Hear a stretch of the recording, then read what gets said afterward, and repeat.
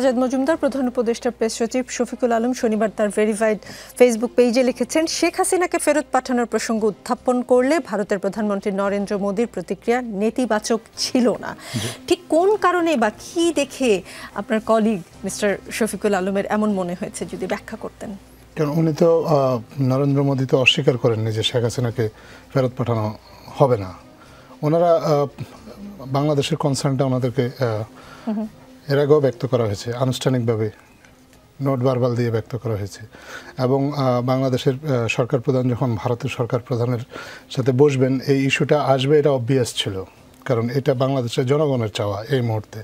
এবং সেখানে যখন আলোচনাটা হলো, আমাদের প্রেস সচিব উনি ওখানে ছিলেন, যেহেতু উনি ছিলেন উনি নিশ্চয়ই দেখেছেন। আমি আলোচনার ভিতরে ছিলাম না, সো আমি বলতে পারবো না এক্স্যাক্টলি উনি কী বলেছেন।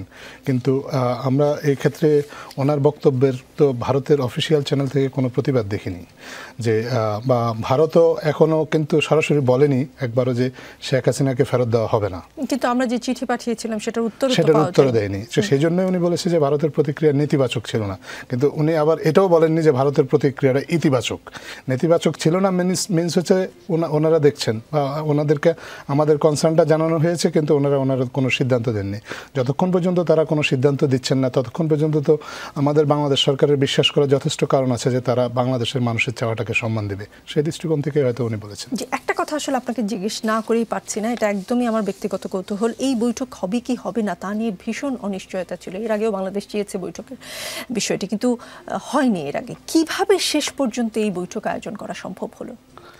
বাংলাদেশের দিক থেকে বাংলাদেশ সবসময় চেয়েছে ভারতের সাথে একটা শান্তিপূর্ণ বা বন্ধুত্বপূর্ণ একটা সম্পর্ক রাখতে। এই জন্য বাংলাদেশের দিক থেকে এই চাওয়াটা ছিল, এটা নিয়ে কোনো অস্বীকার করার কিছু নেই। ভারত হয়তো বা উপলব্ধি করেছে যে একটা সময় গিয়ে যে না, এই বৈঠকটা হওয়া জরুরি, যেহেতু সুযোগ আছে।